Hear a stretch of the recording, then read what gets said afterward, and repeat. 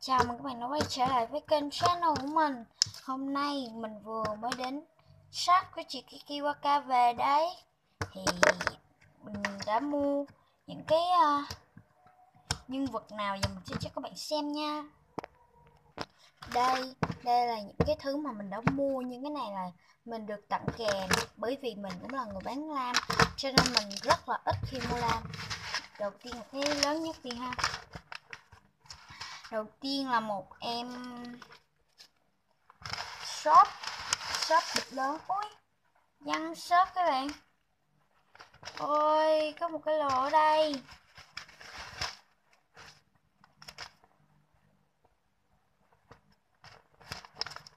Rồi, một cái shop. Đây là shop lớn, shop hạt lớn, hạt to, nên chị đây bán với giá là 50.000.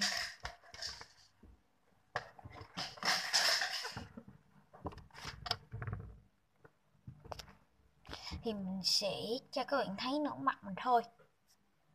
Tiếp theo mình mua một chai Archie Reader được làm từ barack và với nước.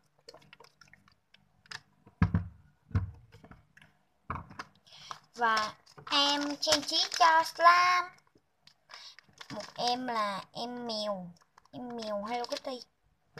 Thế em gấu là cute luôn. Một em như thế này á, chị đã bán với giá 20k, 4k một em. Và một cái bịch màu ở dưới đây, bột màu đó là đẹp. Và em cuối cùng là em đứt xét nhật màu trắng.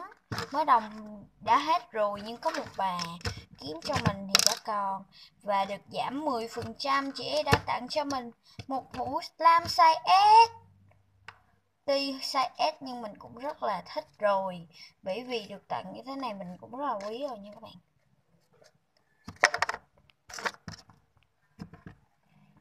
Cái em này cực đã luôn. Đây,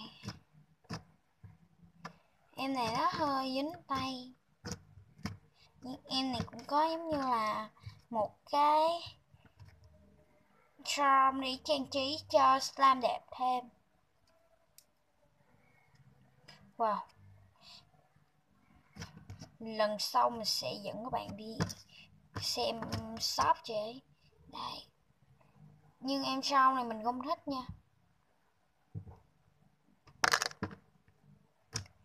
Và dài em charm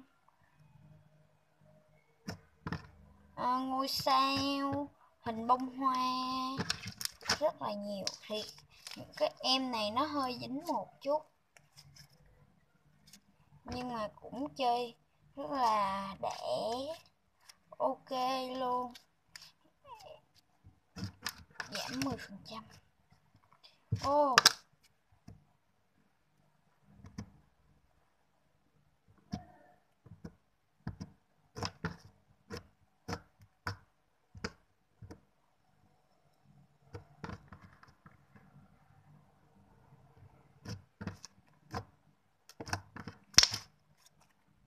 rồi.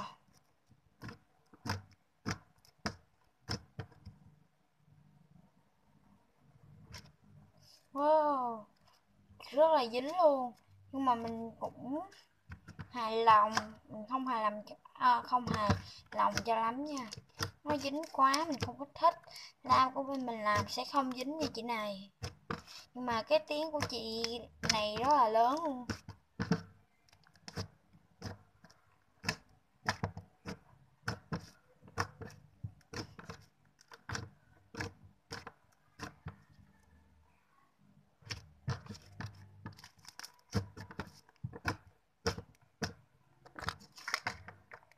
Và đó là những cái nguyên liệu mà mình đã mua của chị Kiki Waka đấy.